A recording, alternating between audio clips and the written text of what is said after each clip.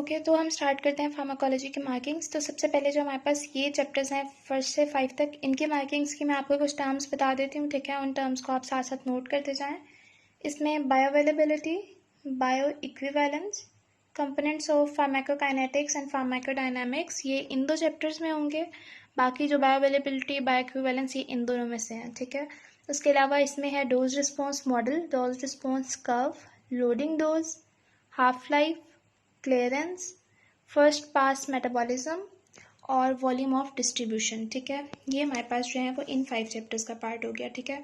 उसके बाद आ जाते हैं हम 6 से 10 चैप्टर में। यहाँ से हम लोगों ने क्या क्या चीज़ें करनी है, हमने करने हैं रिसेप्टर्स, ठीक है। रिसेप्टर्स का जो है वो हमारे पास एक टेबल है जो हम लोगों ने करना है। बाद में मैं पेज नंबर्स भी मेंशन करवा देती हूँ, अभी आप लोग जो है ना वो इनके टॉपिक्स को नोट करते जाएं। उसके बाद रिसेप्टर्स हैं, रिसेप्टर्स की लोकेशंस, उनके एक्शंस। उसके बाद हमारे पास एंटीमेटिक ड्रग्स, एंटीमेटिक ड्रग्स में हमने सारी ड्रग्स भी करनी है इसकी और इसका मैकेनिज्म भी करना है, ठीक है। उसके बाद जो हमारे पास 7th और 8th चैप्टर है, इन दोनों की जो हमारे पास क्लासिफिकेशन है वो भी करनी है और जो लास्ट पे टेबल्स हैं वो भी करना है। इसमें 9 और 10 चैप्टर का भी क्लासिफिकेशन का जो पहले फ्लो चार्ट बना है वो, और उसके बाद टेबल, ठीक है। उसके बाद आ जाएं 11 से 15 चैप्टर में।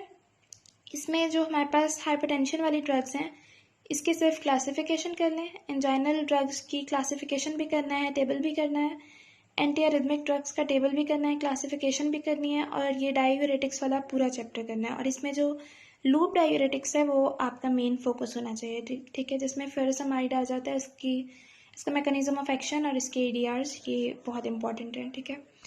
उसके बाद आ जाते हैं हम 16 से 20 चैप्टर में। इसमें जो ऊपर वाले चैप्टर्स हैं उनको आप स्किप कर सकते हैं। इसमें चैप्टर नंबर 20 पे आ जाएं आप डायरेक्ट।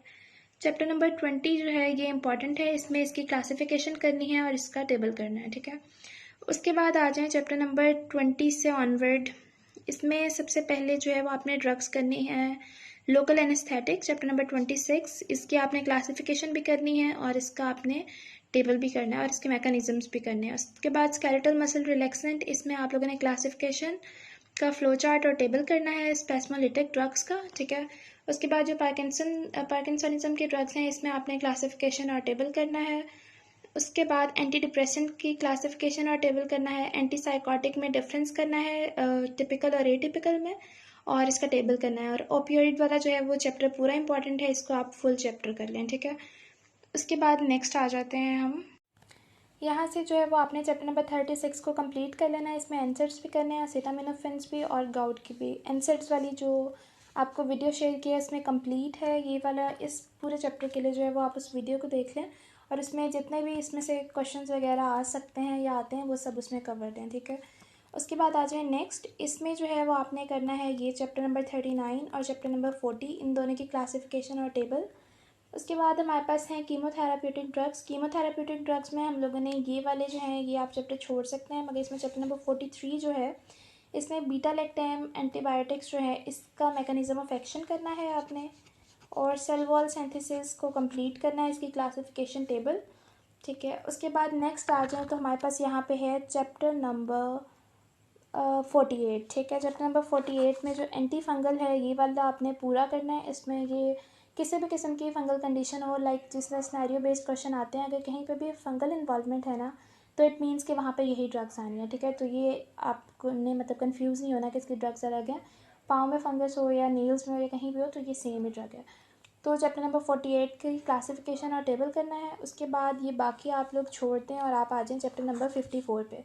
चैप्टर नंबर 54 में जो क्लासिफिकेशन है कैंसर कीमोथेरेपी की वो करनी है और इसके जो कीमोथेरेपी के एंटी कीमोथेरेप्यूटिक इफेक्ट्स हैं वो करने हैं और इसके एडीआरस करने हैं। एडीआरस काफ़ी बच्चों को कन्फ्यूजन हो रही थी कि एडीआरस क्या है। एडीआरस होता है एडवर्स इफेक्ट या टॉक्सिसिटी, ठीक है। तो इसकी टॉक्सिसिटी बहुत ज़्यादा इंपॉर्टेंट है। उसके बाद आ जाए चैप्टर नंबर 59 पे। चैप्टर नंबर 59 जो है ये है जीआईटी के डिसऑर्डर्स में जो ड्रग्स यूज़ होती हैं। इसमें जो मेनली इन्वॉल्व है ना वो आपने करना है एनसेट्स का मेनली रोल, ठीक है। तो ये करना है। उसके बाद ये हमारे पास जो है टोटल था सिलेबस फार्माकोलॉजी के लिए मार्किंग्स, ठीक है। इनको आप फॉलो करें तो ऑलमोस्ट आपका 97 to 95% सिलेबस कवर हो जाएगा, पेपर कवर हो जाएगा। बाकी अगर कहीं पे कोई कमी बेशी रह गई तो वो फिर कंपनसेट कर लीजिएगा। वैसे ऑलमोस्ट 97% आपका पेपर इससे कवर हो जाएगा इन मार्किंग से। बाकी मैं आपको पेज नंबर्स वगैरह मेंशन करवा देती हूँ, ये आप मार्किंग जो है नोट कर। ओके, और ये जो है ये क्लिप उन लोगों के लिए है, उन बच्चों के लिए जो लिबन कोड को फॉलो कर रहे हैं, ठीक है। वैसे जो कैटसन है ना, पेपर उसी से ही बनता है। और आप देख भी सकते हैं, अगर आप पास्ट पेपर्स वगैरह पे देखें तो वो ऑलमोस्ट सारी कैटसन ही है, आंसर्स में भी, क्वेश्चंस में भी। तो फिर भी जो बच्चे लिबन कोड को फॉलो कर रहे हैं, तो ये जिन चैप्टर्स पे मैंने टिक किया है, आप इन चैप्टर्स को मार्क कर लें। और वही जो मैंने मार्किंग्स करवाई है ना, वो आप इन चैप्टर्स में से जो है वो देख लें अपनी, ठीक है। इसमें मैं आपको दिखा देती हूँ। इन चैप्टर्स को जो है वो आप अपनी बुक में मार्क कर लें, और इनमें से अपने रिलेटिव टॉपिक्स जो हैं वो अंडरलाइन कर